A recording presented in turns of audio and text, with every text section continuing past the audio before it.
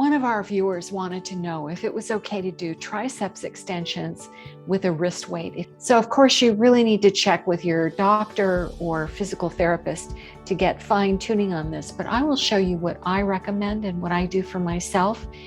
And it was really good that this viewer asked, because it's really important to be cautious. Exercise is one of the best things you can do when you have repetitive strain injury.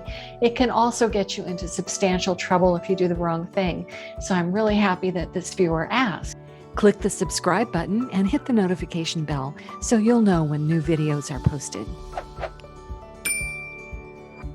Most people will do a tricep curl with a dumbbell, but the problem with people is that they grip, they get this white knuckle grip, and then it strains all the muscles and tendons along the forearm. Plus they can use bad form, which would be holding the weight like this, where you're dropping the weight, or holding it up like this, where you're dorsiflexing, or having it out where you're ulnar deviating or radial deviating. You don't want to do any of that. So in order to really be safe and not have the added strain of a weight, we can use a wrist weight. And then you're not holding anything. So the hands are free, you're not straining the forearms, but you're still going to be able to work your triceps. That's the point. You can actually remove the weights so that you can put in a little bit and then do a little bit more. It's always better to go under what you could do, because you don't know how you're going to feel the next day. And if you do less, you've still done yourself a world of good. If you do too much, you may set yourself back in recovery. Adjust the weight so that it's snug, but it's not going to cut off your circulation or cut into your nerves. So you want to begin in good form by keeping your shoulders down. You don't want them lifted.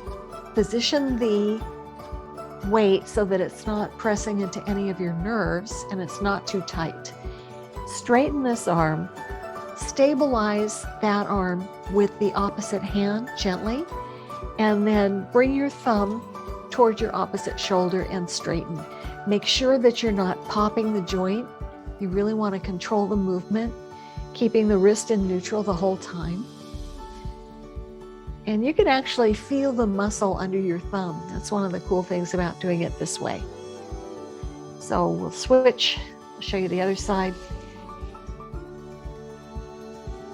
Stabilizing, bringing the thumb down, extending up, using a nice steady pace, extending the joint without locking it or popping it.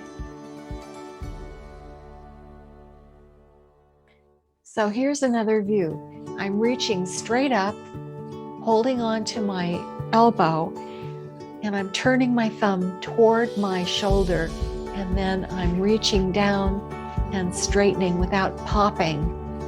There's no violence here. You're just reaching down and up.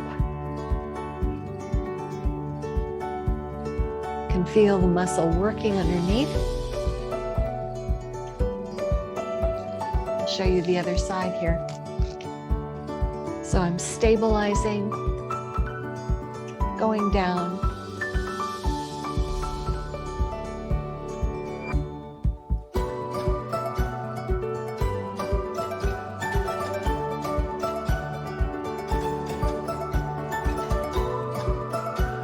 So you can start with 8 to 10 repetitions and see how that feels. I would use a very low weight or no weight at all to begin with. You just imagine that you've got weight going out and in, and that will teach you good form without the added problem of having a weight on your arm. I would not use a heavy weight, especially if you have RSI. It's amazing what you can do with just a little bit of weight, a little bit of resistance. And 1 or 2 pounds is fine, 3 pounds is fine. Use your judgment or get advice from a competent physical therapist on how to do this. You can start with 8 to 10 of these, see how you feel the next day, and do them every other day if you're doing something weighted. If you're doing them without weight, you can do them every day. Just don't overdo. It's really not productive. So that's how you do a tricep curl, so you can keep your triceps toned even if you have RSI.